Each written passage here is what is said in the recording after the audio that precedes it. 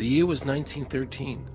Woodrow Wilson was president, and powerful banking interests, who had been trying for years, finally achieved their long-term goal of a silent coup d'etat by taking control of the American government. The first thing they did to accomplish their takeover was convince Secretary of State Philander Knox to lie to the American people and tell them that the 16th Amendment, the Income Tax Amendment, had been legally ratified by the states when it was not. The bankers knew that this tax would ultimately end up in their pockets. Because of this fraud, the American people were led to believe there was now a tax on their labor. Congress and the President are completely aware of this fraud, and it was even cited in a recent court case.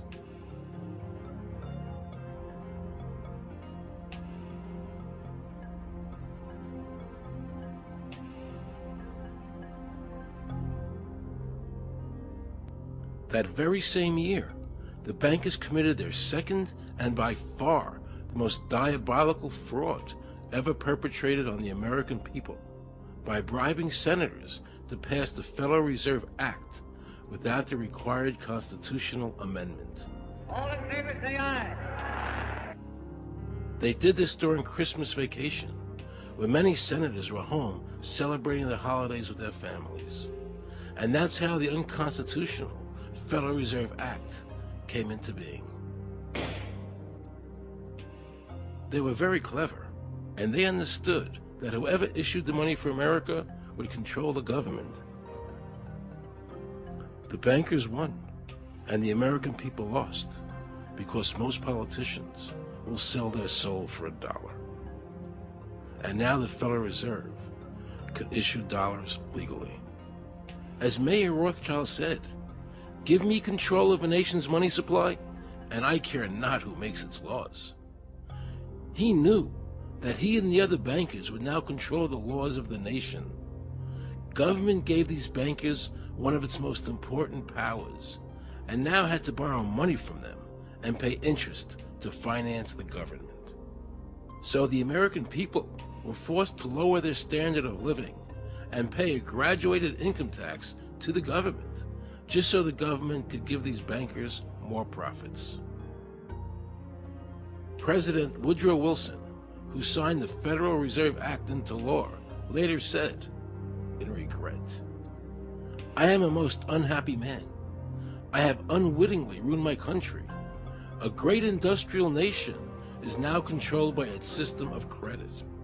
We are no longer a government by free opinion, no longer a government by conviction and the vote of the majority, but a government by the opinion and duress of a small group of dominant men." The Federal Reserve was created by Congress in 1913, and it was entrusted with the power granted originally to the Congress by the U.S. Constitution to coin money and regulate the value thereof.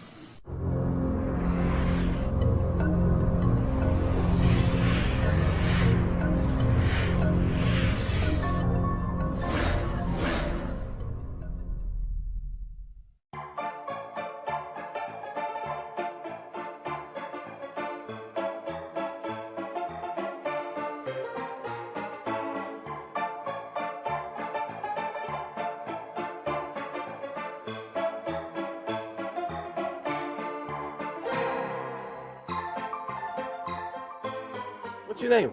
Jan Crafting? Hi, Jen. I'm Aaron Russo. I produced the movie Is this a joke? Am I gonna No, make no, it no, it's not a foolish? joke. Okay, good. No. I produced the movie Trading Places with Eddie Murphy and The Rose with Bette Midler, many movies. I'm doing a feature film.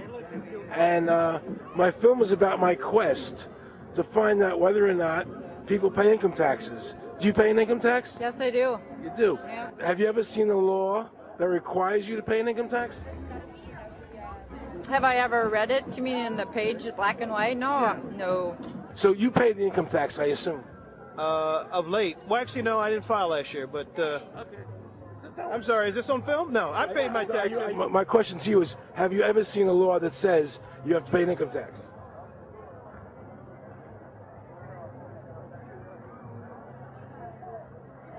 The law is that guy that wears that badge and a gun. That's the one that puts you in jail. That's the law. Actually, I can't stand the IRS. They're evil. Do you have any fear of the IRS? Not really, because I'm Canadian. I think it's actually unconstitutional, is what I've heard. Right. But to avoid any hassle, I pay it. If there was no law and I wasn't afraid of them coming and taking me to jail, absolutely, I wouldn't pay taxes. Okay, then no, I wouldn't pay income taxes. It's a no-brainer. You wouldn't pay it. I wouldn't pay it. Why would anybody? Because that's what they tell us we must do, else we're bad Americans. Would you pay it? No. Would you pay it? No. Why would you pay taxes if you don't have to? The income tax is not legal because it would be a direct tax and it is not apportioned as the Constitution demands. If it's against the Constitution, then why are we doing it?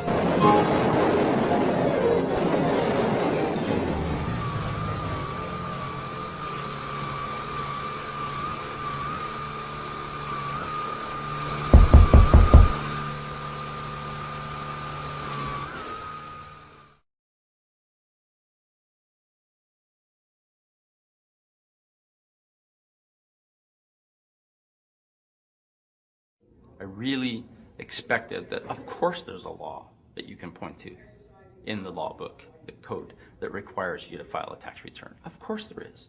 Maybe I don't know what it is right then as he was speaking to me, but sure. So naively, I agreed to go off and research it and get back to him. 3.5 months later, I was at that point where I couldn't find the statute that clearly made a person liable, at least not me and most people I know. And I had no choice in my mind except to resign. I had to leave the IRS because I presented evidence that I had accumulated indicating that the agency was violating the law and violating people's rights. And I asked the agency for a response to my sincere concerns. And the answer I got was that they would not respond to my concerns and that they would provide me with the paperwork necessary to tender my resignation. But We the People Foundation for Constitutional Education put a full-page ad in the USA Today on July 7th, 2000. And within the body of that ad was a $50,000 challenge for anyone that could show the law. And to me, $50,000 is a lot of money. So I went after that and did the research based on the fact that I thought, let's put this baby to bed. I'm hearing all these rumors. I'm going to kill 2 birds with 1 stone. I'll answer these people's questions that are asking me, and then I'll win this $50,000. And, based on the research that I did throughout the year 2000 and that I'm still doing, I have not found that law. I've asked Congress, we've asked a lot of people in the IRS commissioners, helpers. They can't answer, because if they answer, the American people are going to know that this whole thing is a fraud. I was surprised to hear these highly trained and decorated IRS agents telling me there was no law requiring American citizens to file a 1040 or to pay an income tax on their labor. I haven't filed an federal income tax return since I left. I have not filed a tax return since 1999. Approximately 67 million people don't file an income tax return. I made a decision to go to Washington so I could attend the We the People Foundation press conference. They were going to serve a class action lawsuit on the IRS, signed by over 3,000 people, because the IRS has refused to show the law that makes Americans liable to file a 1040 or to pay an income tax on their labor. I was very curious as to why the IRS refused to show the law, as it seems such a simple thing to do. Yet I was skeptical about the Foundation's claims. There had to be a law, right? I mean, we've all been told over and over and over again that we had to pay income taxes. No answers, no taxes. No answers, no taxes. No answers, no taxes.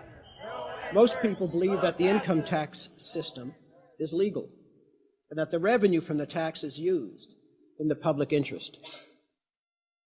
However, there is a substantial, conclusive body of evidence that proves that our income tax system represents the most pernicious form of tyranny. It is the greatest hoax ever perpetrated by government against the working men and women of America. American citizens, along with the Foundation, have been asking the IRS to specifically provide them with the underlying legal foundation upon which they administer and enforce the personal income tax laws in our country. At the national level, when people would attempt to contact somebody of a much higher authority, say the commissioner, same kind of thing. They would get answers that were in effect non-answers. There are a group of people standing outside today who assert that no law requires you to pay taxes and that you will not answer their petition to the government as to whether they're required to pay taxes. Are they required to pay taxes? I've been paying my taxes ever since I had my first job, and I think it's a fundamental construct of our nation that those of us who expect and demand the services from our government that the government provides, be they the protection of our country through the military, or be they the education of our children, or be they the protection of our environment, that we must pay for those services. So yes, I think there is a fundamental obligation, and that it's an understood and well accepted one.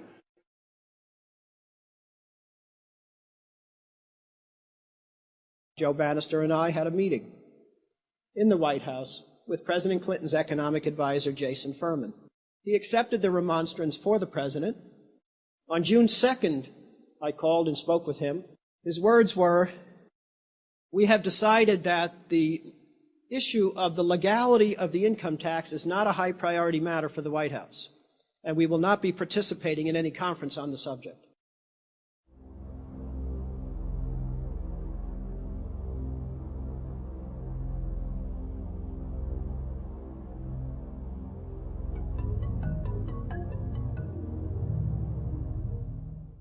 I decided not to eat until my death, or until the government agreed to send their experts to meet with the experts from the tax honesty movement. And with the help of Congressman Bartlett, a deal was made. I'm very pleased that through these several trying weeks and now months, that we have secured the agreement of the IRS and the Justice Department, because some of the questions are beyond the purview of IRS, that they will both attend a public symposium where these issues can be formally addressed. Last Thanksgiving, DOJ and IRS notified Congressman Bartlett that they would not participate.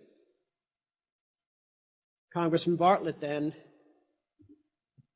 waited until late January. He informed me that he would not be participating. Why do you think you've been able to get away with not paying or filing your income taxes for so long? Well, first of all, I've not gotten away with anything. I'm not hiding from anyone.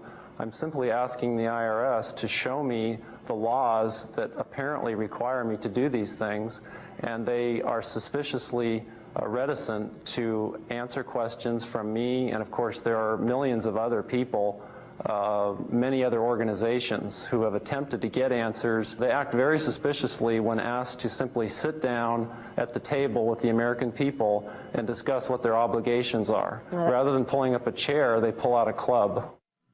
As a matter of fact, David K. Johnston of the New York Times asked Terry Lemons of the IRS, "Why won't the IRS answer the questions set forth in the petitions from the American people?"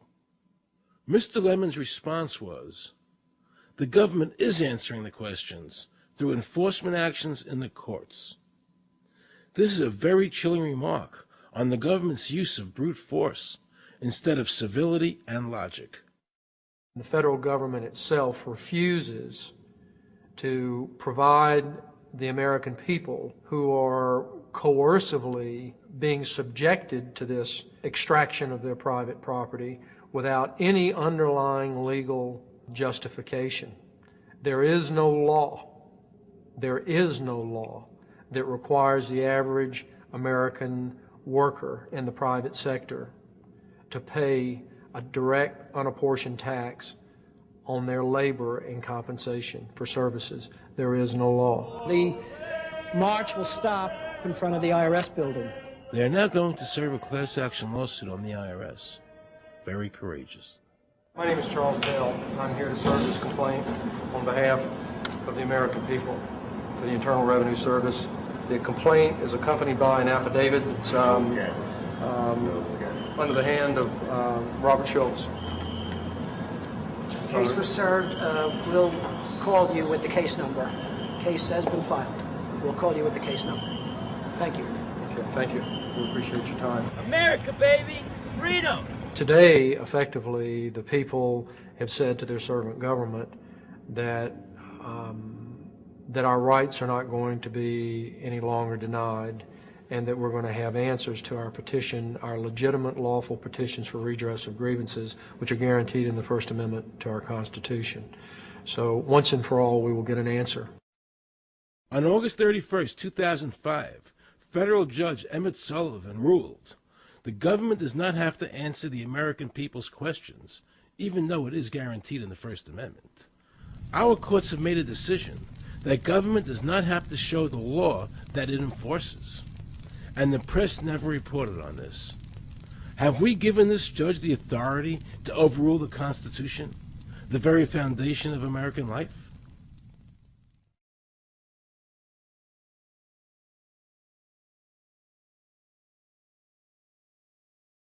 I believe that in both spirit and substance, our tax system has come to be un-American. Death and taxes may be inevitable, but unjust taxes are not. The country's taxes must be fixed, and I know what to do with it. If you think you're paying too much now, just wait till I get through with it. Now, Mr. Hanley, I'd like to ask you something. What does the government do with all the money we give them in taxes? When President Reagan was elected, one of the first things that he did was appoint a blue ribbon panel of business people headed by Peter Grace, and is commonly referred to as the Grace Commission. And their job was to research all the various areas of the federal government and make a report. One of the quotes from the Grace Commission is, 100% of what is collected is absorbed solely by interest on the federal debt. All individual income tax revenues are gone before 1 nickel is spent on the services taxpayers expect from government. If we pay the salaries of the congressmen and the senators, we're supporting them, aren't we? Well, yes. Yeah. Well, then why can't we list them as dependents and deduct them? We've been brainwashed. People have been told, that you need this income tax system to fund government, which is absolutely ridiculous. I mean, my question is, well, if that's true, how did we fund government from 1776 to 1913? The main purpose of the income tax is not to raise revenue, but to redistribute wealth and to control society. A lot of people might say, well, gee, if there wasn't an income tax, what would happen to education? They don't understand that education is paid for the most part, out of state and local taxes, your property tax. People might say, well, how are we going to build and maintain our highways if there's no money coming into the government? We need our highways. There is a tax on every gallon of gasoline that people buy. Proceeds from the income tax do not pay for highway construction. The amount of money that we spend on defense is exactly equal to the amount of corporate income tax, which is quite legal and quite constitutional. I think we should not want the income tax for several reasons. One is that it is the instrument of totalitarianism. It is the means by which the government can manipulate people and put you into a condition of servitude. Every year you give the federal government a form that says, here's how all my money worked. If you lie, you could go to prison. So you're required to give them a financial statement that under, the force of law could put you in prison if it's not impeccable, right? And under the law, they're supposed to do the same. They're supposed to give you back a financial statement that says, here's what we did with your money, except you comply and they don't. In fiscal 99, the Department of Defense had 1.1 trillion of undocumentable adjustments.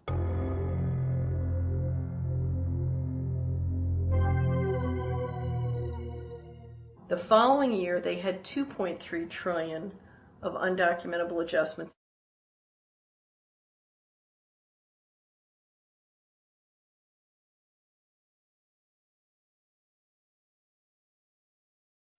I decided to call the IRS. I spoke to Anthony Burke in Media Relations. He was very nice to me, and I explained to him that I was an award-winning film producer and that I was doing a documentary on the IRS. He seemed a bit stunned by this, then explained to me that Commissioner Everson nor anybody else would go on film to discuss the income tax. But he did say he would call me back. I thanked him for that, but I couldn't help wondering, why was the government making it so difficult for people to see the law? So I decided to bring my crew down to the IRS building to see if I could find some employees to interview. And here's what happened. I said you cannot film here, that's it. Who are you to tell me I can't film here? What's the law? Just tell me where the law is that says that. Can you show me the law that says I can't film here? Is America a free country? I told him they couldn't film here, and he's asking 9 million questions. I told him that's the federal government law.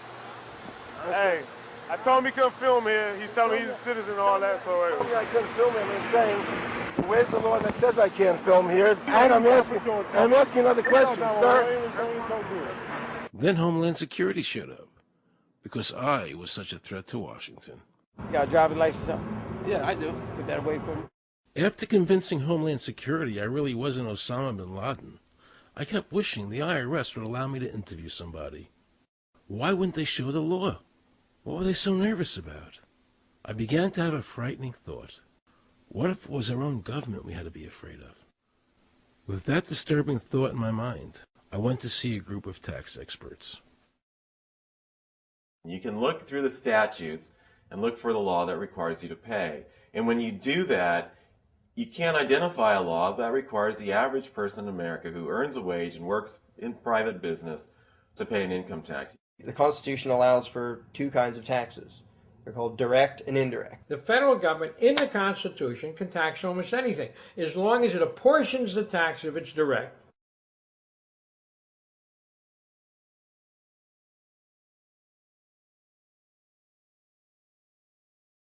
The indirect tax is, for example, an excise tax. I can avoid the excise tax on gasoline. I can choose to ride my bicycle. I can avoid the excise tax on tobacco. I can choose not to smoke, or I can grow my own tobacco.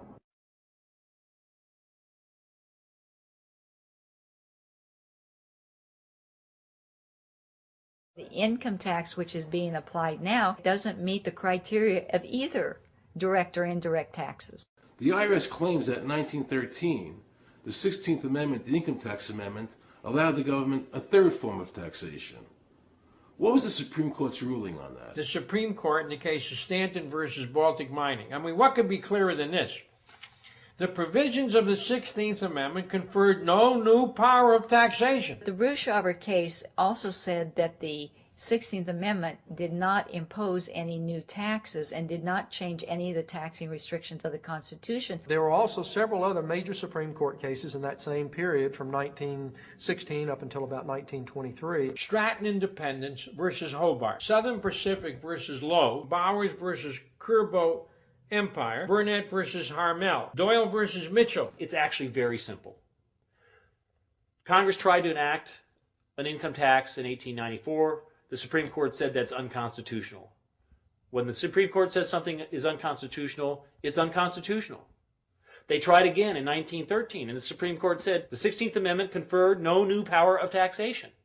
So, if they didn't have it then, and they didn't get it, they don't have it. There is no constitutional basis for a tax on the wages of Americans living and working in the 50 states of the Union. Period. End of argument.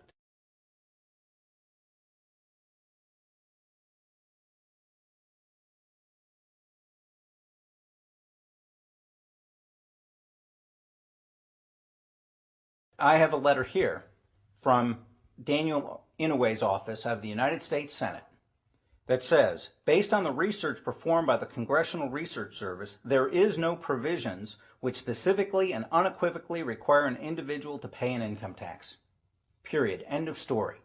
There is no law, and to date, nobody has been able to show that there is a law for the average American citizen working day in and day out to pay an income tax. The definition of income in the Constitution was given in the Eisner versus Macomber case, and it turns on gains or profits that are made from some activity. Doyle versus Mitchell, 247 U.S. 179, 1918. Here's what he said.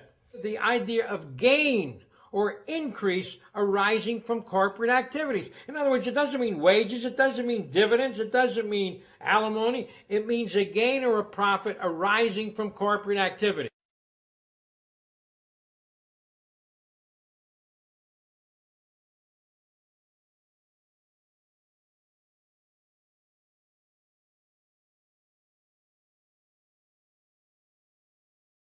These liens that are recorded against people by the government for tax liens are nothing more than allegations. They are non-substantive. They have never been determined by a neutral third party, such as a court, to have one shred of validity.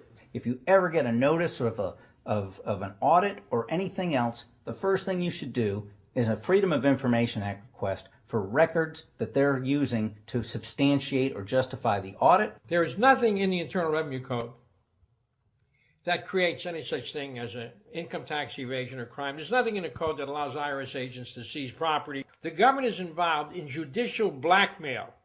The government knows that if it legally seizes somebody's property, that person doesn't have the funds and he can't even get a lawyer who can help him. I conducted investigations in the Title 18, the Criminal Code, the U.S. Criminal Code.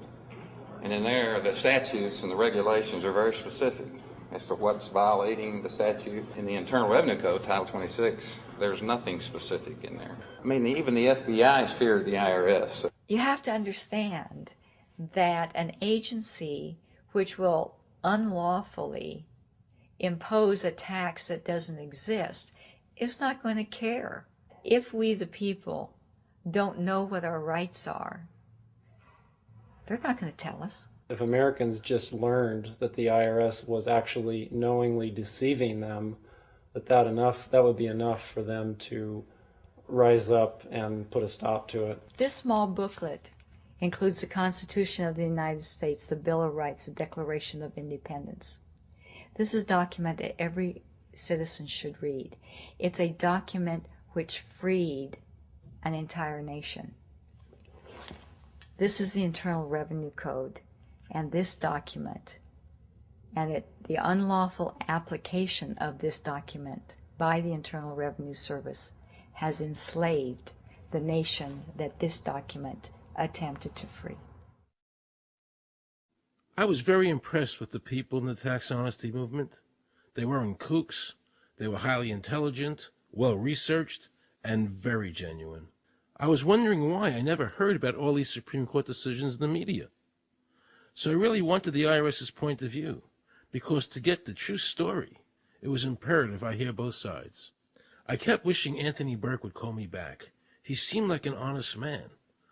I then proceeded to call my message machine. Hi, this message is for Aaron Russo. This is Anthony Burke at the Internal Revenue Service. Let me suggest some people that you might want to think about talking to. One would be Don Alexander, who's a former commissioner who's here in town in Washington. Another would be Sheldon Cohen, who is both a former commissioner and former chief counsel. All those guys, I think, can answer your question about, where in the tax law it says that you have to pay taxes. Wow, good news, I thought. So I called Sheldon Cohen because he used to be the IRS commissioner. He wrote the tax code, and he was also general counsel to the IRS. He is a true expert, and I couldn't find a better person to answer my questions. He graciously agreed to my interview. The reason I'm doing this documentary is because there are many people in America today who believe that there's no law that requires them to pay an income tax or file a 1040. And there are many people going to jail for it, fighting over it. The Internal Revenue Code is authorized by the 16th Amendment. I think it should be clarified. I think government should be transparent to the people. Why doesn't the IRS commissioner sit down with them and just explain it in clear English? Why? I don't think they really care. They don't think. I think they're just playing word games. You don't think they're sincere people? You know? No, I don't think they're sincere people. What does voluntary compliance mean? And why does the IRS code say it's voluntary to comply, not mandatory? That's a word euphemism we use. We use voluntary compliance when we talk about traffic signals. Most people at 2 o'clock in the morning, do you stop at a red light? Yeah. Is there a cop there? Well, sometimes I don't.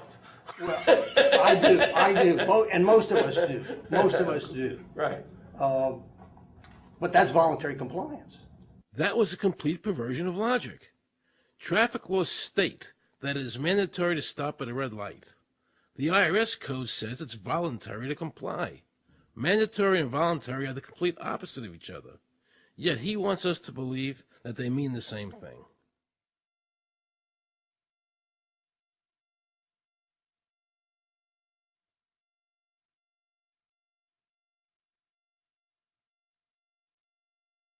So can the government criminally prosecute somebody of information put on their 1040? Yes. Right, so doesn't that violate the Fifth Amendment? No. But the Fifth Amendment says I don't have to do anything that incriminates myself. Well, it doesn't incriminate you to put your income down. But you said before I could be put in jail for it. The commissioner wants us to believe that although the IRS demands that you fill out the 1040 and you can go to jail for it, that they are not violating your Fifth Amendment rights of self-incrimination. That is absurd.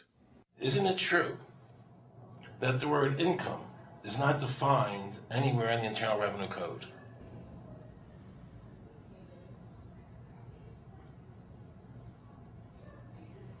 The law says that the government has a right to tax income from any source derived. So, but the word income is not defined in the code.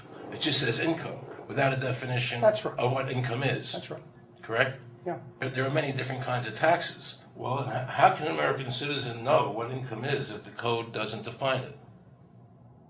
If they're paying an income tax... Because the courts have all defined it. Do you remember what constitutional attorney Edwin Vieira said?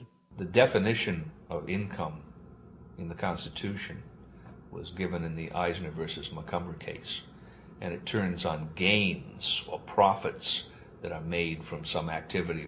So the Supreme Court has ruled income is not wages, it's not labor, it's gain from corporate activity. I believe that a man's labor is his private property. That's your view, but it's not the law. The Supreme Court's even said your labor is your private property. When I go to work for somebody, it's a trade. It's an even exchange. I do some work, you give me some money.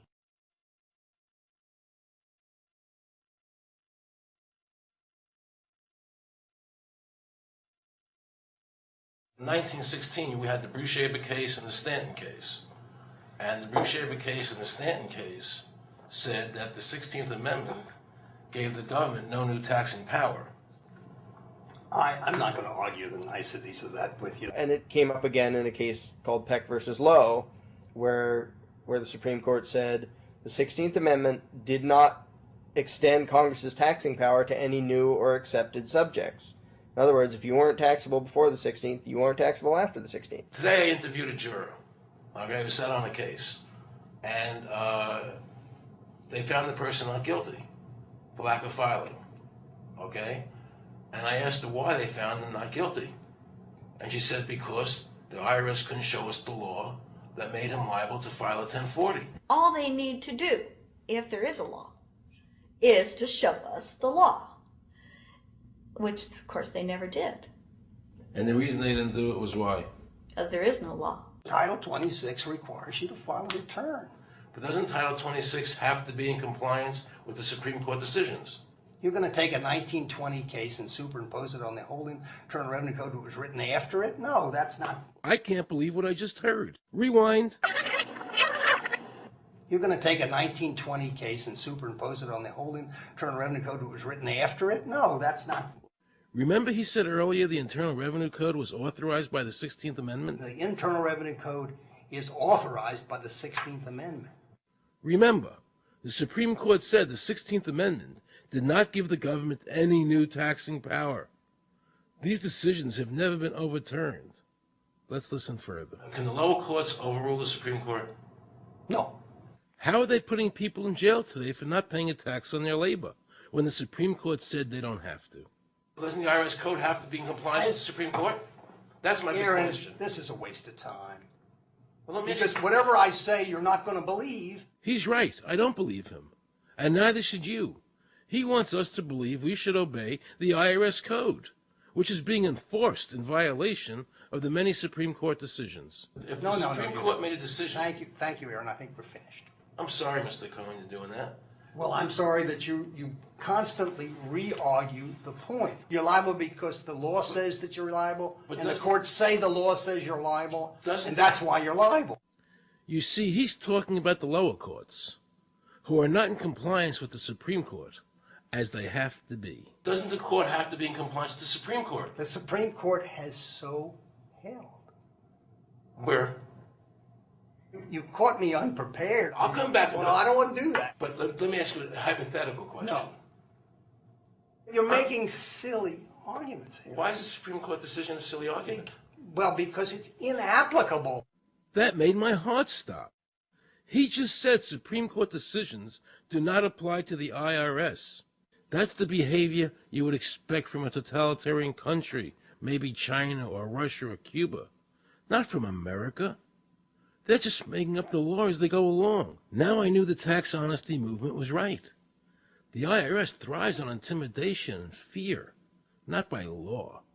It's no different than a criminal protection racket, using force to extract your money from you. Then the former IRS commissioner, now working at a prestigious Washington law firm, threatens me. Watch. Aaron, you understand Yiddish. Cornish helfen. For those of you who don't understand Yiddish, that means nothing will help you. Now it all became clear. I understood why the IRS wouldn't go on camera and talk about where the law was. I understood why all the senators I called refused to be interviewed. There is no law. And now you know what our political leaders and the courts have known for decades and have tried to cover up. The United States Constitution strictly forbids a direct, unapportioned tax on the wages and salaries of American citizens.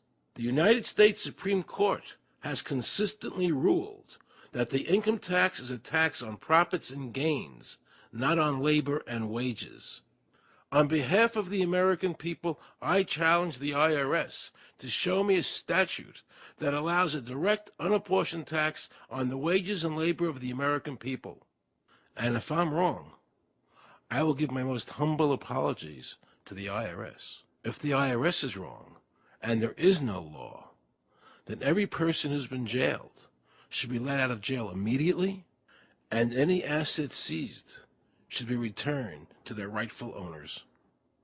If this is a nation of laws and a free country, then the IRS should show the law to the American people. I felt an overwhelming need to understand why juries were finding innocent people guilty of not filing a tax return when there was no law requiring them to do so.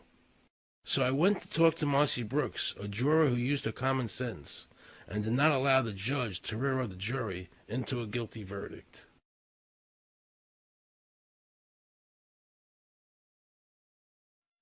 He was being tried for 4 counts of not filing his income tax. Okay. And our question was, well, what is to decide? Either he did or he didn't. It never occurred to us that he might actually be innocent while at the same time not filing. In the federal government, it is not a felony not to file taxes. Finally, they said, okay, if we're going to get this guy, we're going to have to put it in the state. They called up the IRS agent, Agent Craner. Craner? Yeah. Robert Craner? Mm-hmm. This is Ken Doherty, who's also an investigator with the Illinois Department of Revenue. This is a request for a copy of the delegation of authority order. Right, and I talked to my boss about that, and he said that my badge is that. Badge is the authority. I thought it had to be in writing. The last question that the defense asked him was, did you write any of this down? And Agent Craner looked right at him and right at us, and he said, "I never wrote anything down." And yet when we saw the video, there he was, writing notes, you know. And so I'm thinking, okay, at this point, the judge is supposed to say, "Agent Craner, it is clear that you have committed perjury." It wasn't even noticed. It finally came to the climax. Mr. Harrell looked right at the prosecutor, and he said, "I will tell you the same thing I have told over and over again to government officials. You show me the law that requires me to file a tax return, and I'll be glad to do it." And again, I ask, under what is the requirement that you claim under the private duty stuff? And the requirement under the regulations is what section? My question to you is, what particular act are we discussing here that I am liable to do these things that you claim I'm liable to do? Your exact question would be again? Okay, what is the section that what? But I guess I'm still not understanding your question, Mr. Harrell. Well, you must be familiar with what that you have the police powers to enforce. Yes. The prosecutor absolutely ignored him. And he started slandering Mr. Harrell. Just started attacking his character. They're calling us tax cheats, they're calling us fanatics, they're calling us weirdos. I don't care what you call me, but I have one question. Where is the law? Show me the law. Can't let this turn into a rational debate, because if they do, they lose it. So they have to insult people and say it's frivolous. We felt like that there was an overall arrogance and that they were railroading Mr. Harrell and wanting us to participate. Judge Coogan, he looked right at us and he said, "I will instruct the jury according to the law." We were sent to deliberation. The judge promised us that he would give us the law. And we looked and we looked and it was not there. We wrote a note to the judge asking for a copy of the law. 10 minutes later, we get a note back. "You have everything you need." But there was no law. And he had promised us. At that point, I felt betrayed. I felt like this man promised us the law, and that's what this whole thing is about, the law. We request it, and he still denies us the law. And the reason they didn't do it was why? Because there is no law. Remember, we're talking about the Illinois state law here, okay, which is a law in Illinois. So we got out that law, and we read it several times, and I said, "Okay, wait, you know, because they kept saying, but this is a law in Illinois." And I said, "Look at the beginning of it. It says, anyone required to file a federal income tax return is required to file an Illinois tax return." I said, if it is true that he's not required to file a federal return, then that nullifies the Illinois law. Two people, they kept saying, "But he's going to get by with it." And I said, what is he getting by with but his rights? If there is no law, he's not breaking a law. He's just standing on his rights. Are we going to deny him that? That's when this one juror sat back and kind of rolled his eyes and he said, "You mean we don't have to pay taxes?"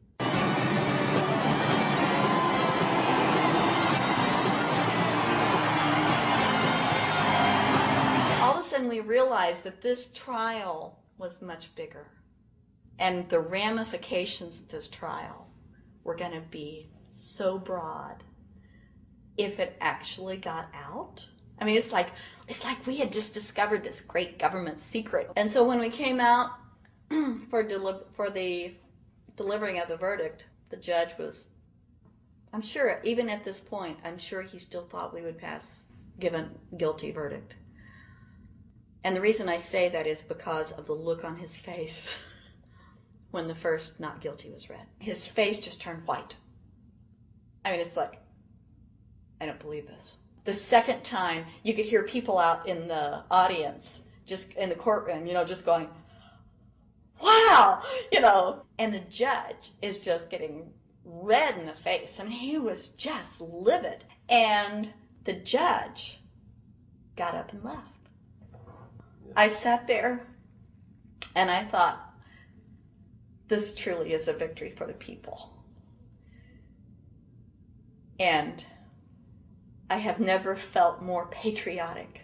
And I knew that we had done the right thing. I looked at that man, Mr. Harrell, and I thought, the system might not work all the time, but this time, for that man, it did.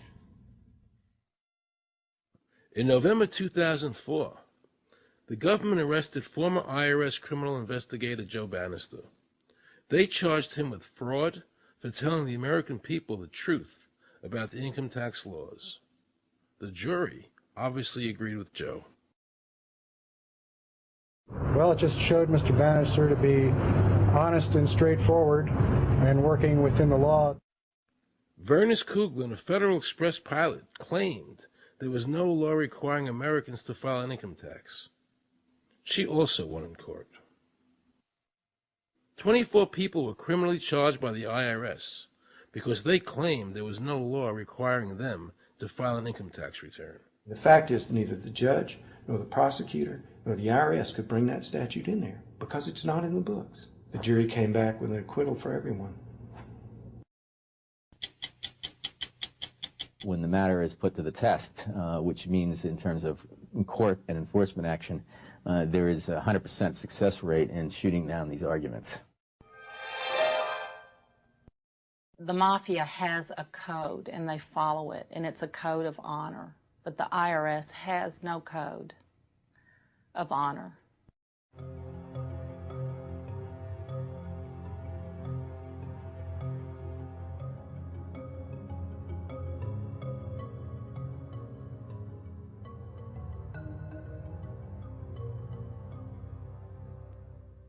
Meet Judge Dawson, a federal judge presiding over the Irwin Schiff tax case, who denied Irwin the ability to prove to a jury that there was no law requiring Americans to file an income tax return. He denied Irwin the right to prove to a jury there was no law by stating, "I will not allow the law in my courtroom." But the judge made sure the government never had to show the law as written by telling the jury, "You must follow the law as I give it to you." Nobody can know what the law is, because the law is what the judges say the law is. The lower courts today will not allow people, especially in tax cases, to bring in Supreme Court decisions as their evidence.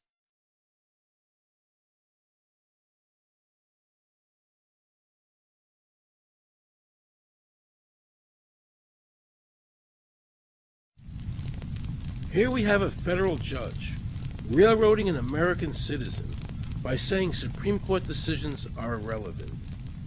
And again, nothing from the press defending our freedoms.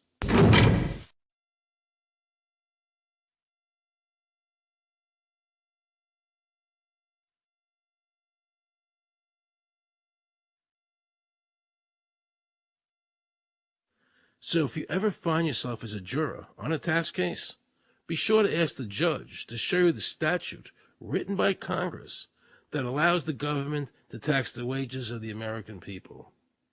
If the judge can't show you the law, then how can you possibly, in good conscience, convict someone and destroy their life?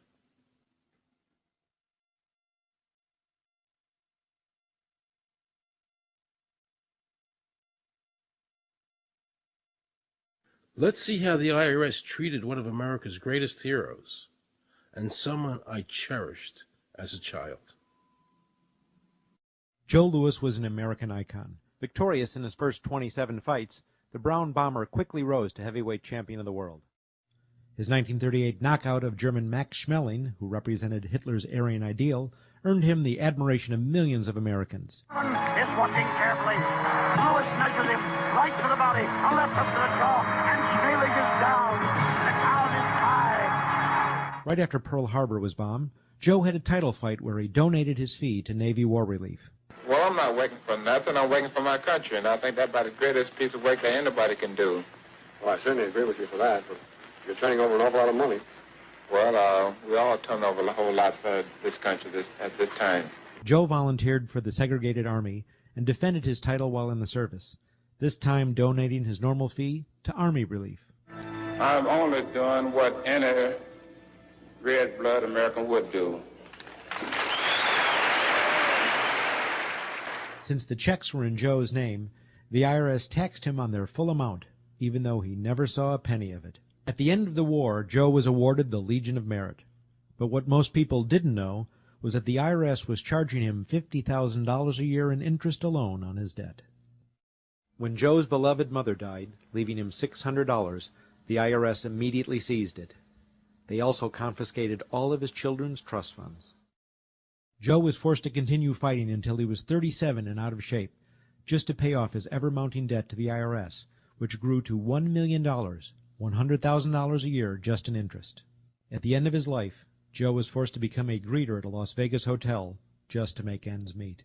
It was a shameful thing to see a man like him, great fighter, great human being, being humiliated and destroyed in this manner, because after all, when you owe Internal Revenue money, no matter what you have, they take away from you. And they took a lot away from Joe Louis.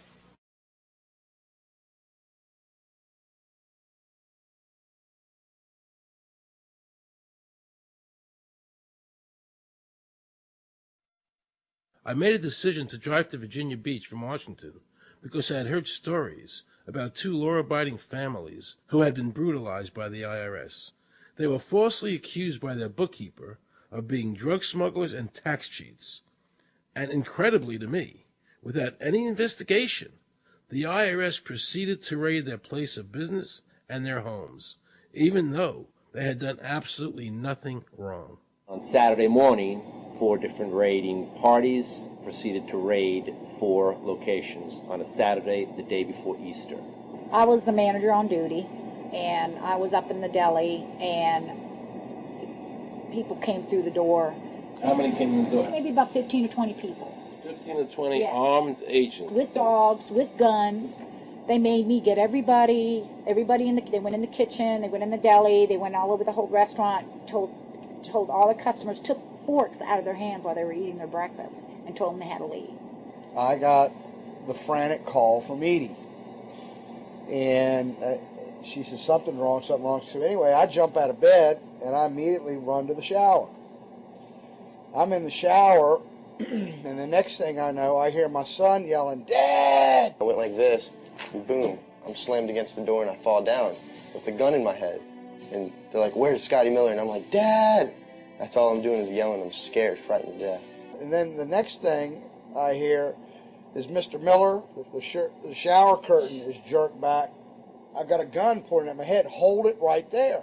The screams from the little girls who were at a pajama party with my daughter. There was 4 little girls there with my daughter. Of course, mayhem. There were about 3 men in my bedroom with huge guns.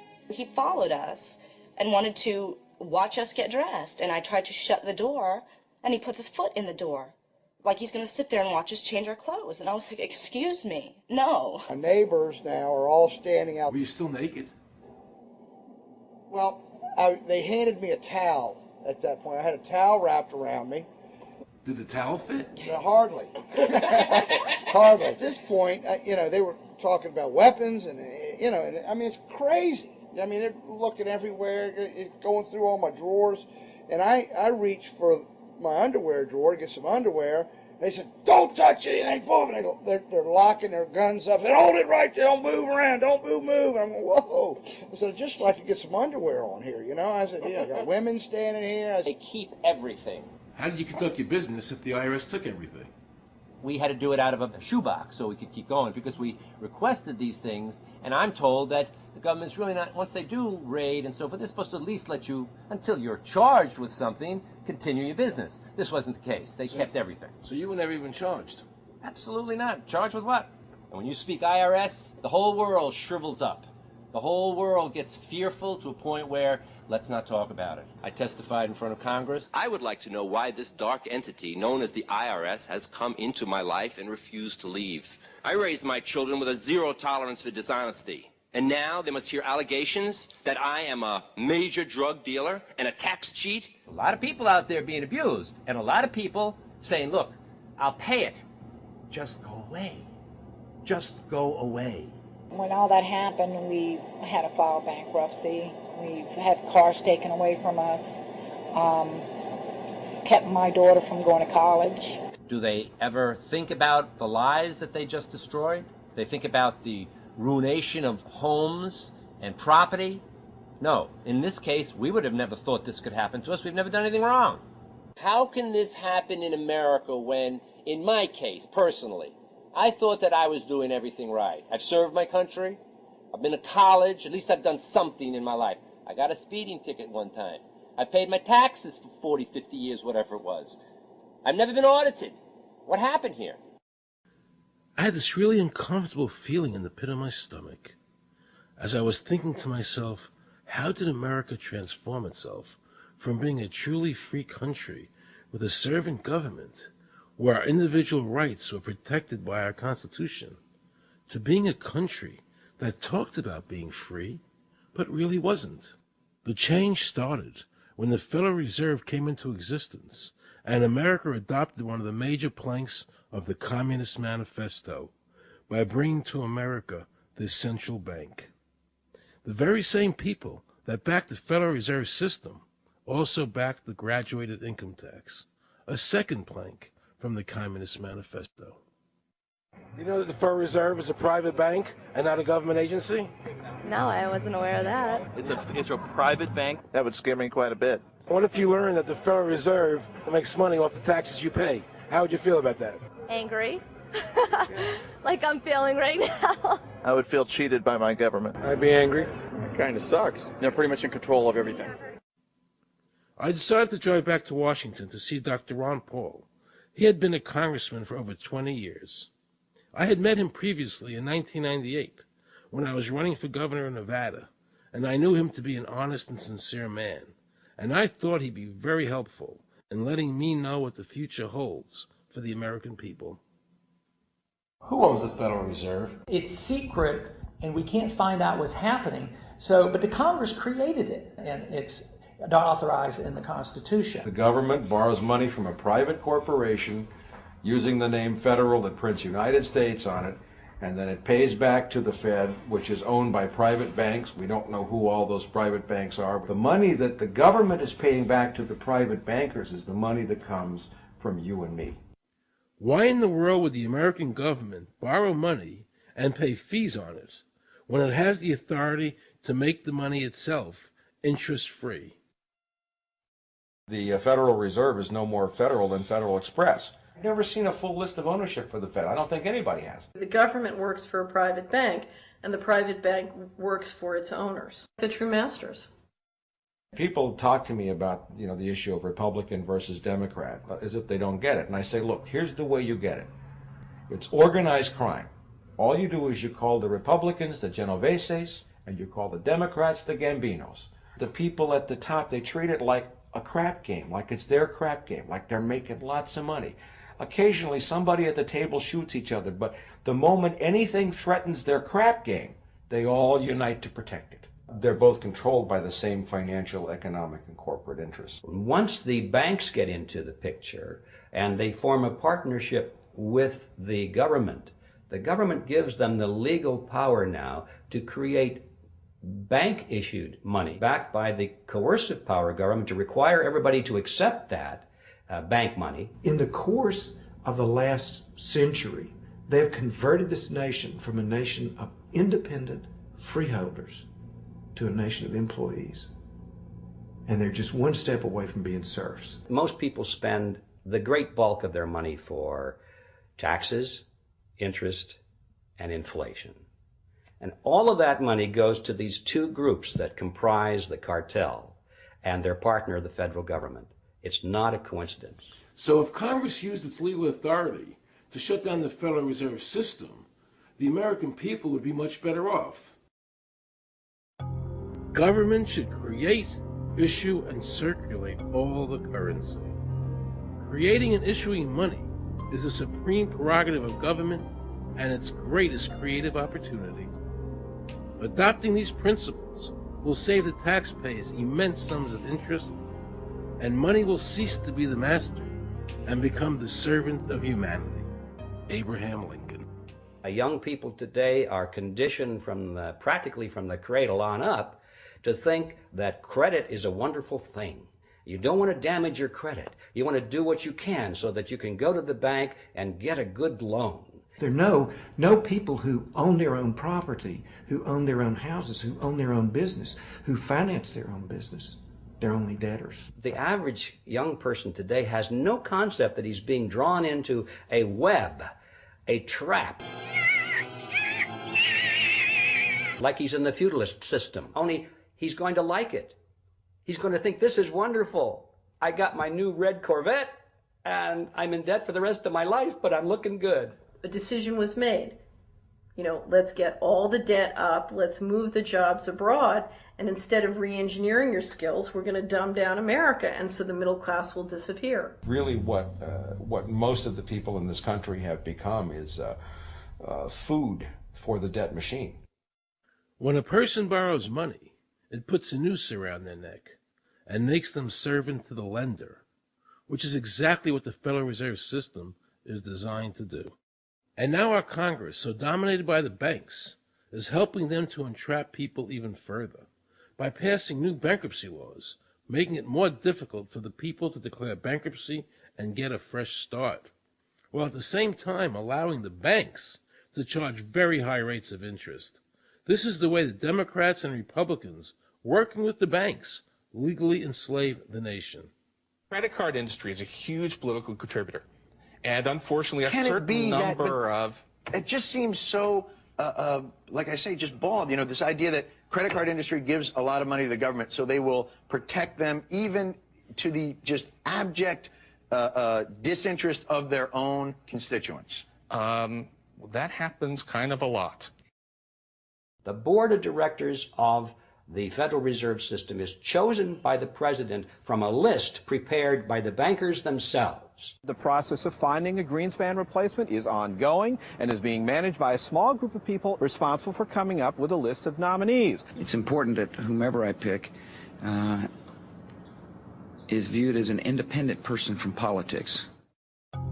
If the American people ever allow the banks to control the issuance of their currency, the banks and corporations that will grow up around them will deprive the people of all property until their children wake up homeless on the continent their fathers conquered. Thomas Jefferson.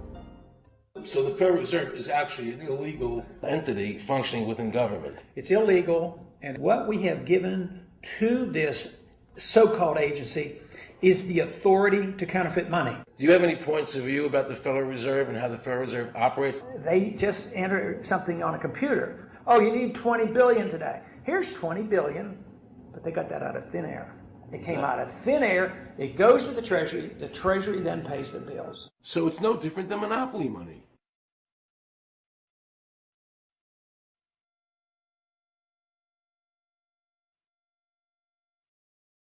The cost of living is so high today because the Federal Reserve and the federal government have destroyed the purchasing power of the dollar. The dollar today is actually worth about 4 cents, despite the fact that the government, the Federal Reserve, and the media keep telling us that they're protecting the value of the dollar. This is a lie. All countries who have ever attempted to create money on thin air, the currency is eventually destroyed. Why did we give a monopoly of creating money out of thin air to a private corporation? The result is exactly the same as if someone were picking your pocket every year, because that's exactly what they're doing. Originally, paper was a receipt which is used as evidence that the money exists. Over the years, of course, the government has disconnected the paper from the actual tangible substance, which is money. So now we have a piece of paper which is evidence of nothing. In the past, people were able to take their receipts, the paper, to the bank and get the real money, the gold, in exchange for the receipt. This limited the amount of money that could be printed, thereby protecting the purchasing power of your savings. You don't have to worry. That's good because I work 3 jobs and I feel like I contribute. You work 3 jobs. 3 jobs, yes. Uniquely American, isn't it? I mean, that is fantastic. In the absence of the gold standard, there is no way to protect savings from confiscation through inflation. There is no safe store of value. Gold stands as a protector of property rights. Alan Greenspan, before he went to work for the Federal Reserve System. Now Alan Greenspan and the other central bankers want you to believe that the receipt, the paper, is the real money. This is nothing more than sleight of hand. It's a magician's trick. Because for them to maintain control over the government and the people, they have to convince you that this paper is really money. Because that is the essence of their power and our powerlessness to maintain control over our own government.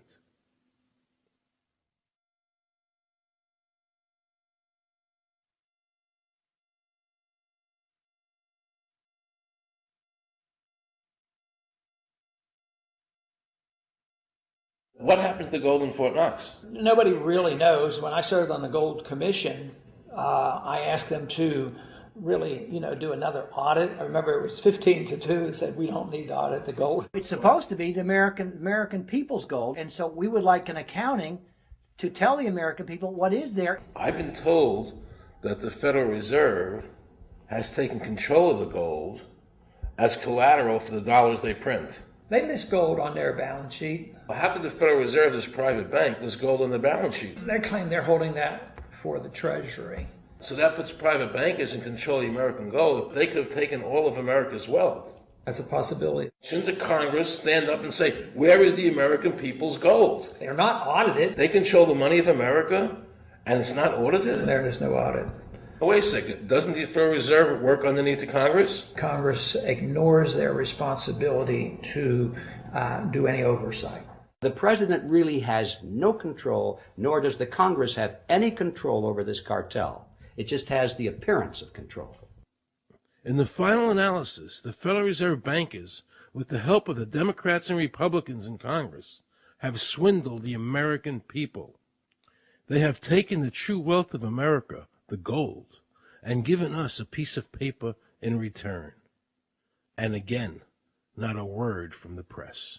These frauds are going to continue until Congress is no longer intimidated by the Federal Reserve bankers, and Congress uses their legal authority to shut down the Federal Reserve System and to stop this loss of our freedoms.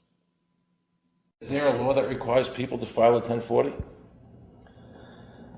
Not explicitly, but it's certainly implied. Well, implied by force. Yeah. But is there a law? I can't cite a law, no. I cannot. But, if they think it's the law and they have all the guns, it's an authoritarian approach. Well, yeah, but that's authoritarianism. Yeah. That's not a country run by law. Do you think America is going deeper and deeper into becoming a police state? And if so, in what ways do you see that as a congressman? Yeah, I think we're moving in that direction because there's not much we can do without permission. The absence of a police state is that people are free, and if you don't commit crimes, you can do what you want.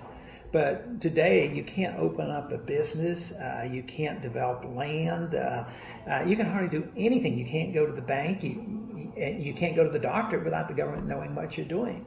And they talk about medical privacy, that's gone. Financial privacy, that's gone. The right to own property, that's essentially gone. So you have to get permission from the government from almost everything. And if that is the definition of a police state, that you can't do anything unless the government gives you permission, we're well on our way. This is something that people eventually, I hope, will get sick and tired of and say, enough is enough. I sincerely believe the banking institutions having the issuing power of money are more dangerous to liberty than standing armies. Thomas Jefferson.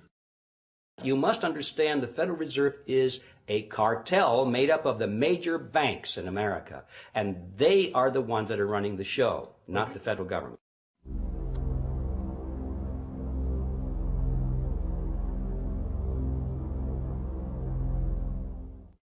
The powers that be behind the system, the financial interests, are able to exercise a disproportionate amount of influence on not only the economic structure of the country, but the political structure.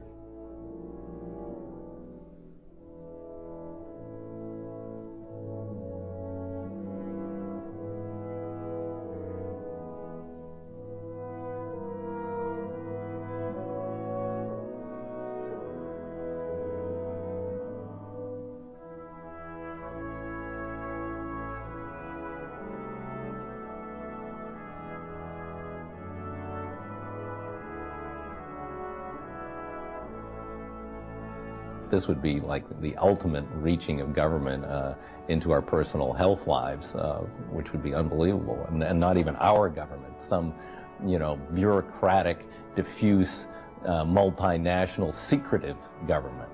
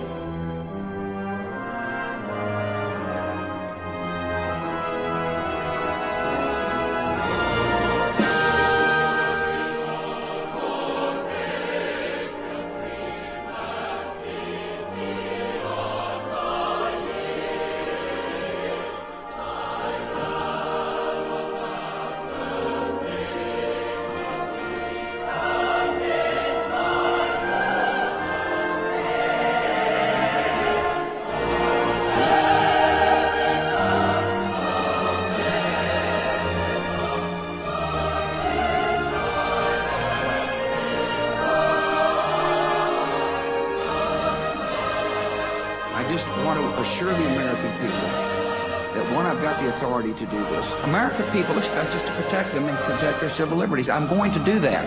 Preserve, protect, and defend the Constitution of the United States. The Constitution of the United States. So help me God. So help me God. So help me God.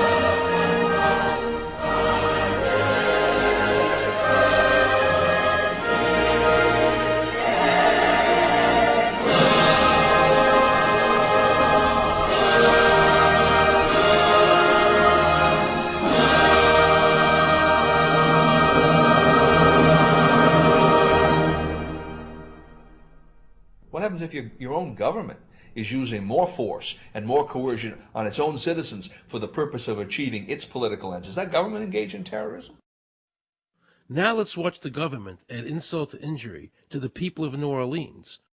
No one will be able to be armed. We will take all weapons. That happened today in this wealthy neighborhood where homeowners had armed themselves to protect their mansions. Residents were handcuffed on the ground. In the end, police took their weapons but let them stay in their homes. Wasn't that kind and generous of the government to allow people to stay in their own homes? How thoughtful. Of course, they couldn't defend themselves from looters. For many of the police and guard troops, it is an uncomfortable job to do this in an American city. You never expect to do this in your own country. Walking up and down these streets, you don't want to think about the stuff that you're going to have to do. We are losing our right to property. The government is getting more pretexts to seize it, using the power to confiscate it with eminent domain. The asset forfeiture laws have proliferated. It's easier for the prosecutors to come in and make an accusation against you and confiscate your property even though they have no evidence that you've done anything wrong. Guilt or innocence doesn't really matter that much because it's very convenient for the government. Unfortunately, what is being sold to the American people today as Americanism, if you peel off the label, you find so much similarity to what we were fighting against when we were fighting communism and Nazism and fascism. The government's now putting a national ID card together and they want checkpoints. We will be carrying our papers, and they have recommended there'll be checkpoints throughout the country. Isn't that what Nazi Germany did that everybody in America was against? Papers, please. May I see your papers? May we see your papers? I don't think I have them on me. In that case, we'll have to ask you to come along. Wait, it's possible that, yes. Here we are. These papers expired 3 weeks ago. You'll have to come along. Halt!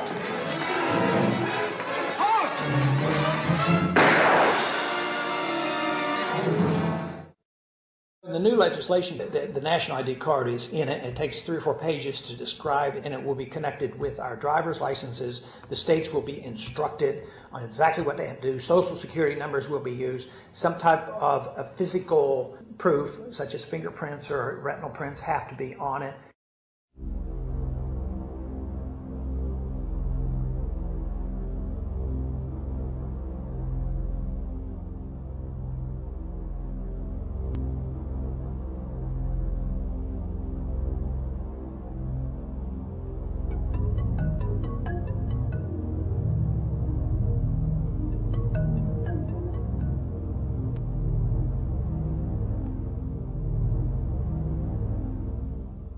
It is time to wake up, America.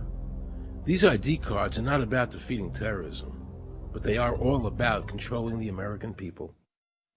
I arranged an interview with Catherine Albrecht, a leading authority on the RFID chip. Her book entitled Spy Chips is the definitive book on this subject. I wanted to find out just how dangerous these chips are to our liberties. RFID is a technology that uses tiny computer chips the size of a grain of sand or even smaller, hooked up to miniature antennas to transmit information about items at a distance. Back in 1999, Procter & Gamble, Gillette, and MIT got together to find a way to commercialize this technology and make it small enough, make it efficient enough, and make it low cost enough to, essentially, their dream is to put one of these tiny computer chips on every physical item manufactured on planet Earth. The latest technology for identifying people at the point of sale, for identifying people when they make purchases, is actually the implantable chip that you can actually embed directly into human flesh. It's a tiny glass capsule about the size of a grain of rice. It contains an RFID computer chip with a coiled antenna, and it can transmit information also at a distance.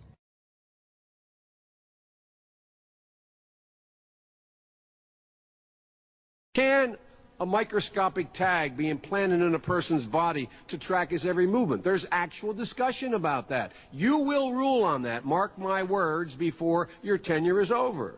Homeland Security folks, the Department of Defense, and others have expressed an interest in being able to more closely monitor the U.S. populace. And one way to do that, of course, would be being able to determine who buys what and where they take those things.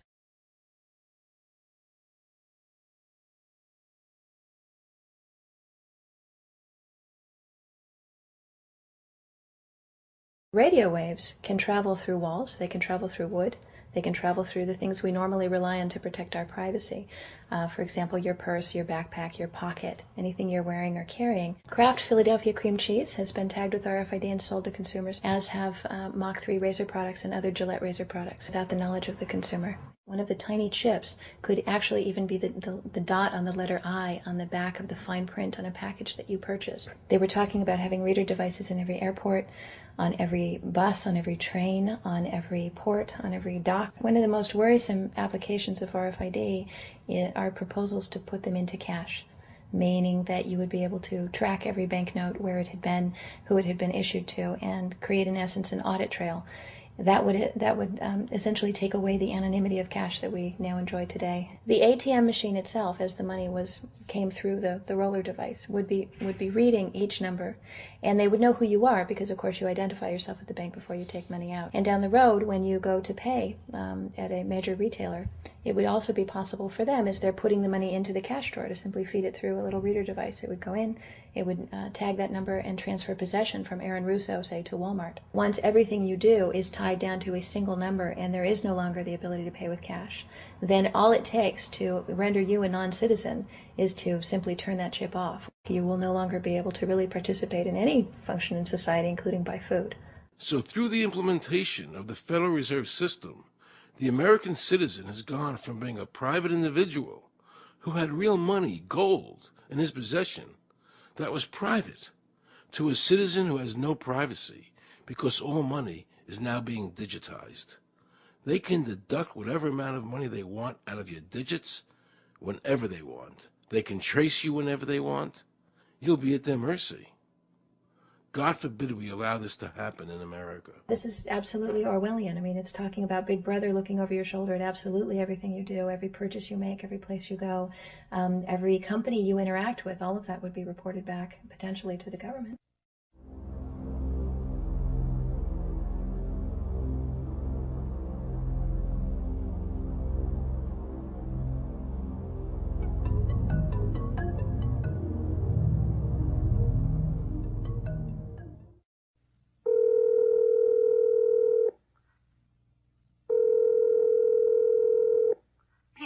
Guaranteed hot in 30 minutes or it's free. This is Mary. May I take your order? Hi, Mary. Yes, I'd like to order. Is this Mr. Kelly? Yes? Thank you for calling again, sir. I show your national identification number is 610-204-999-8-45-54610. Is that correct? Yes. Thank you, Mr. Kelly. I see you live at 736 Montrose Court, but you're calling from your cell phone. Are you at home? I'm just leaving work, but I'm... Oh, we can deliver to Bob's Auto Supply. That's at 175 Lincoln Avenue, yes? No, I'm on my way home. How do you know all this stuff? We just got wired into the system, sir. Oh, well, I'd like to order a couple of your double meat special pizzas. Sure thing. There'll be a new $20 charge for those, sir. What do you mean? Sir, the system shows me that your medical records indicate that you have high blood pressure and extremely high cholesterol. Luckily, we have a new agreement with your national health care provider that allows us to sell you double meat pies as long as you agree to waive all future claims of liability. What? Do you agree, sir? You can sign the form when we deliver, but there is a charge for processing. The total is $67 even. $67? Well, that includes the delivery surcharge of $15 to cover the added risk to our driver of traveling through an orange zone. I live in an orange zone? Now you do. Looks like there was another robbery on Montrose yesterday. You could save $48 if you ordered our special Sprout Submarine Combo and picked it up yourself. Comes with tofu sticks. Those are very tasty, sir. Good value, too. But I want double meat. Well, I'm sure you can afford the $67 then. You just bought those tickets to Hawaii. They weren't cheap, eh? Oh, but I see you checked out the budget beach bum at the library last week. Up to you, sir. All right. I'll get the Sprout subs. Good choice, sir. Gotta watch that waist if you're hitting the beach, eh? 42 inches. Wow. Man, I'd say tofu and sprouts is, like, required. That's how much? Just between you and me, there's a $3 off coupon in this month's Total Men's Fitness magazine. Your wife Betty subscribes to that, right? Anyhow, clip that and it's $19.99 even. Whoa, looks like you maxed out on all your credit cards. Bring cash, okay? Have we become so controlled and so ignorant about our rights that big institutions and big government can do whatever they want with us, even without our approval? I knew for certain the Founding Fathers would resist to the death what is happening in America today. And I, for one, will not accept a national ID card. And if nobody accepts a national ID card, and nobody can board a plane without one, then let the airlines go bankrupt. And if you can't open a bank account in a big money center bank, then open an account in a small local bank. And if we can't walk into a federal building, I personally would consider that a blessing. Don't allow these institutions to dictate to us how we conduct our lives. This is America, and we have free choice. We the people have all the power, not the government. Government gets its power from us, not the other way around. Think of all the men and women who died in all our wars, fighting for freedom, not Federal Reserve bankers. Do you think they sacrificed their lives so that Americans could be chipped like a dog? So we could all have a homing device inside us?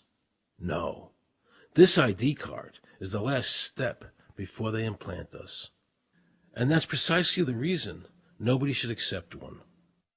And do you know what they're going to do? They're going to call on the propaganda machine, the media, and try and sell this as if it were in everybody's best interest. We're working on a product that we have called internally a PLD. PLD stands for Personal Locating Device, which is an implantable GPS for which our company owns a patent. The hybrid of the two of these products, being Digital Angel and Verichip is what we call PLD. PLD should be in prototype form by the end of this year, by December of 2002, and we are already working with the Food and Drug Administration as well as legislative agencies with these products and ultimately with the PLD.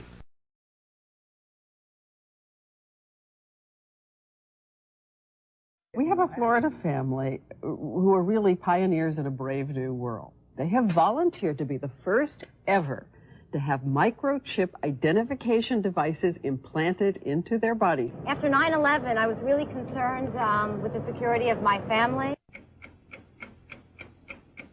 I wouldn't mind having something planted permanently in my arm that would identify me. Talk about identification papers. Watch what happens to a woman in Florida whose license was suspended. Get out of the car or I'm going to tase you. The next street off of Secret.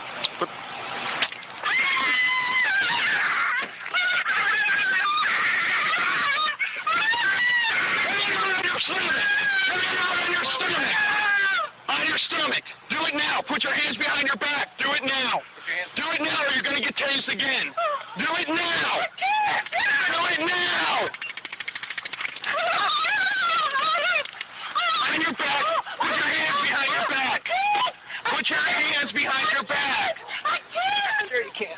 Come here. Ow, ow, ow. Oh, got it. You got blood on your Oh, my God. You tased me and you handcuffed me? Yep, you're under arrest. For what reason? Your license is suspended. All the power is in the people. And to the extent that government becomes alienated from the people, does things that people don't want, power is transferred until you finally come to a police state, totalitarian state, whatever word you want to give it, where the desires of the people really have no consequence. They go out and they vote. Doesn't make any difference which candidate they elect. I'm a programmer. I worked for NASA, worked for ExxonMobil, worked for Department of Transportation. Mr. Curtis, are there programs that can be used to secretly fix elections? Yes. How do you know that to be the case? Because in October of 2000, I wrote a prototype for President Congressman Tom Feeney at the company I worked for in Oviedo, Florida, that did just that. And when you say did just that, it would rig an election? It would flip the vote 51-49 to whoever you wanted it to go to and whichever race you wanted to win. And would that program that you designed be something that elections officials that might be on county boards of elections could detect? They'd never see it. So how would such a program, a secret program that fixes the election, how could it be detected? You would have to view it either in the source code or you'd have to have a receipt and then count the hard paper against the actual vote total. Other than that, you won't see it.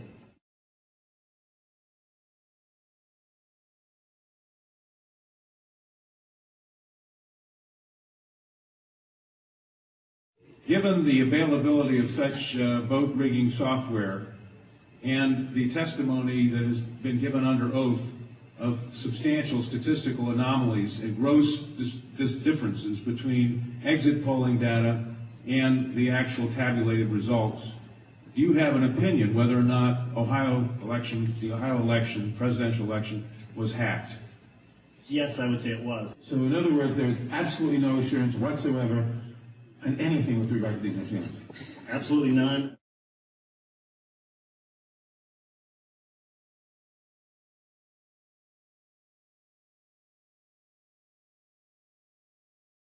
Anybody who trusts electronic voting machines should have their head examined.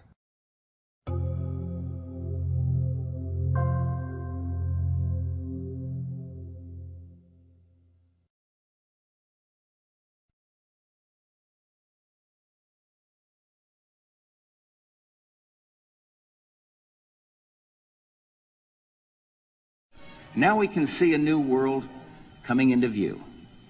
A world in which there is the very real prospect of a new world order. The new world order will be built. An end run on national sovereignty, eroding it piece by piece, will accomplish much more than the old-fashioned frontal assault. Council on Foreign Relations. We shall have world government, whether or not we like it. The only question is, whether world government will be achieved by conquest or consent.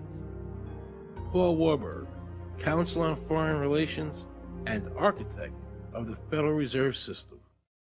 There's a group that get together internationally and they sort of play God with our money. You think that's part of what George Bush said was the One World Order? They can't have a new world order only with a world police, military. Right. I think the financial system ultimately is even more important than the guns.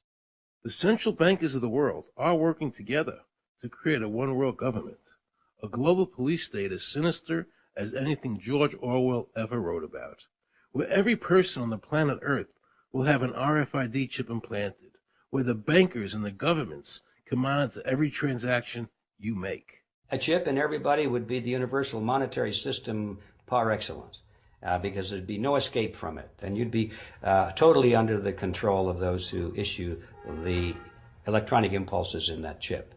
Their strategies are being accomplished through the World Trade Organization, the International Monetary Fund, and the Bank for International Settlements, which is the central bank for all the central banks of the world.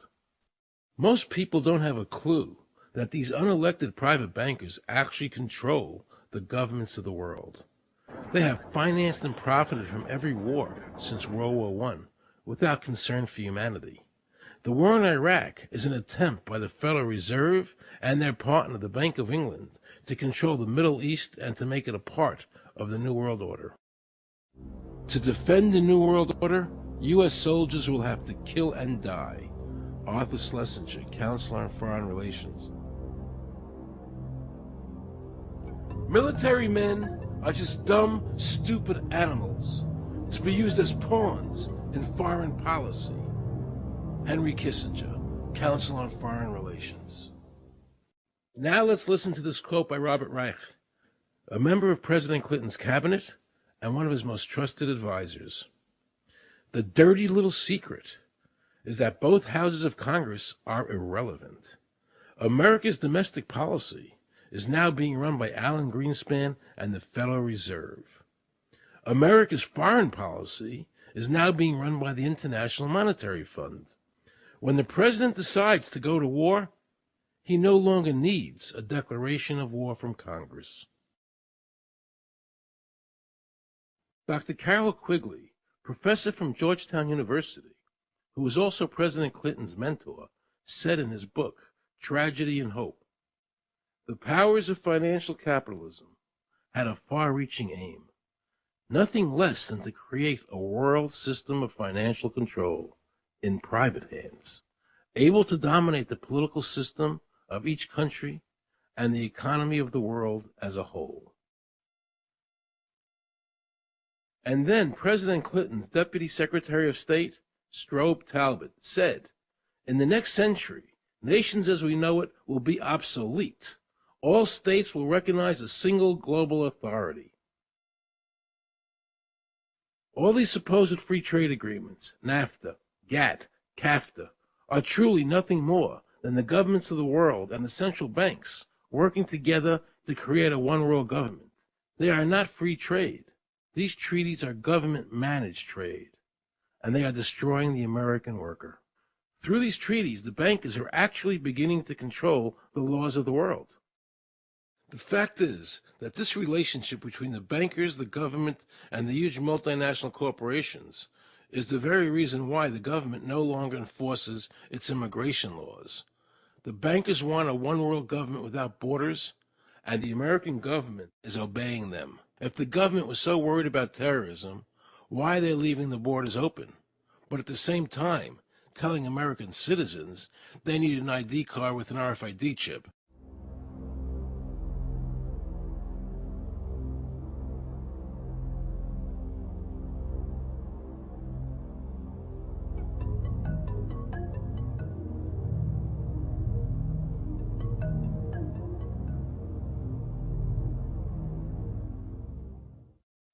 The Bush administration's open borders policy and its decision to ignore the enforcement of this country's immigration laws is part of a broader agenda.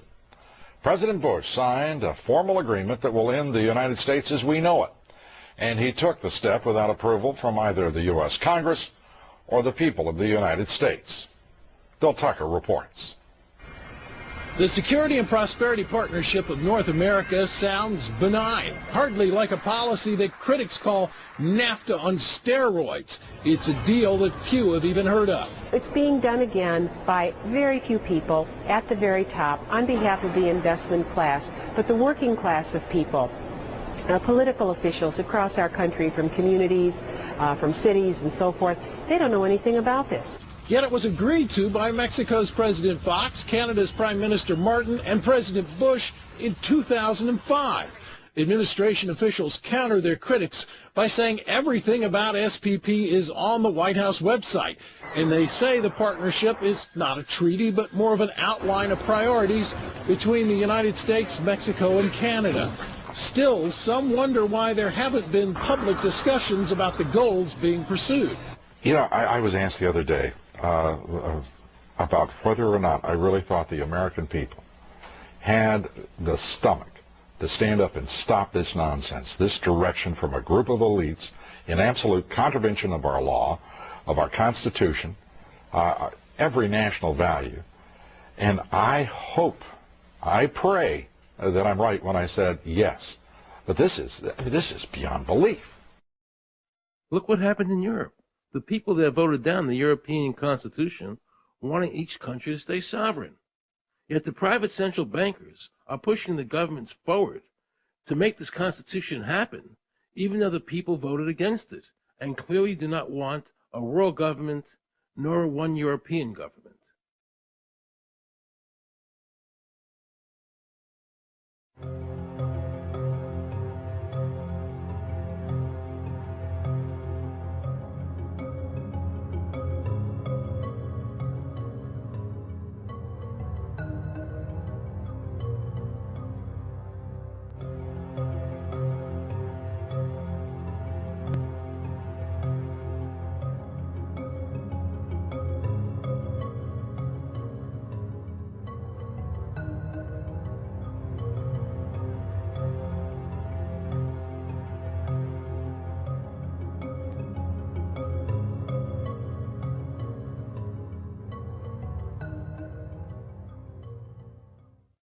Now pay close attention to this quote by David Rockefeller, and you'll understand what is happening in the world today and where the American people are heading as a nation.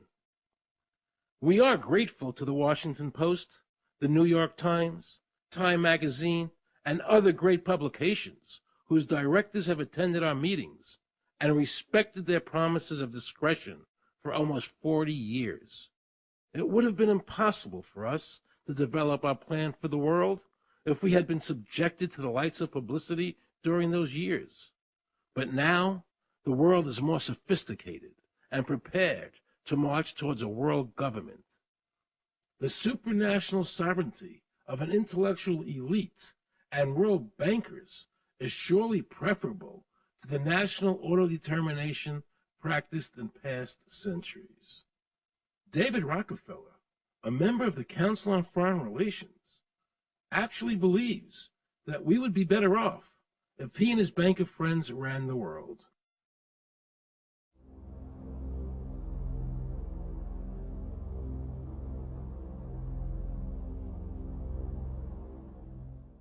Benito Mussolini had a great quote about fascism. He said that fascism should be called corporatism more properly because it's the perfect merger of power between the corporation and the state. That's how we define fascism. And that's what we're seeing here. The media controls the information that a person gets. In various ways, they can make sure that the average American watching the tube or reading the newspaper is going to come out with a certain mindset. He's going to say, this is good, that's bad, and that's all they have to do. You look at the ownership of corporate media in this country. Who owns CBS? Viacom? Who owns NBC? GE? Who owns ABC? Disney? Americans have been taught to expect their salvation from government instead of recognizing government as the most dangerous threat they'll face in their lives. And the United States putting together a constitution now for Iraq. You know, why don't we just give them ours? I mean, think about it. It served us well for over 200 years, and we don't appear to be using it anymore, so what the hell?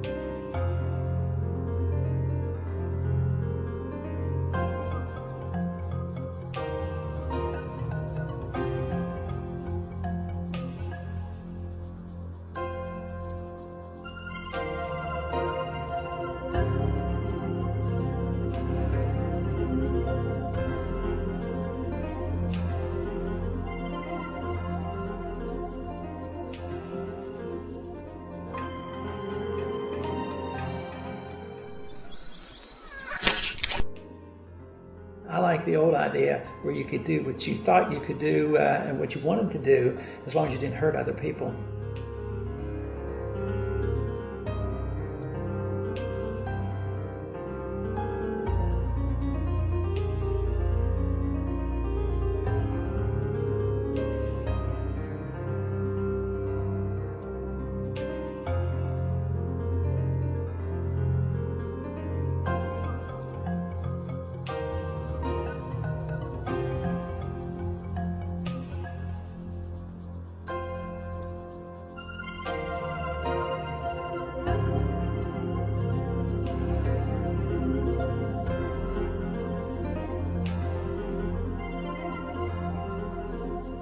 I think that the ultimate choice that's being presented to mankind is that it's time to either evolve or perish. Grow up or die. Become adults. Act like adults. Take some responsibility.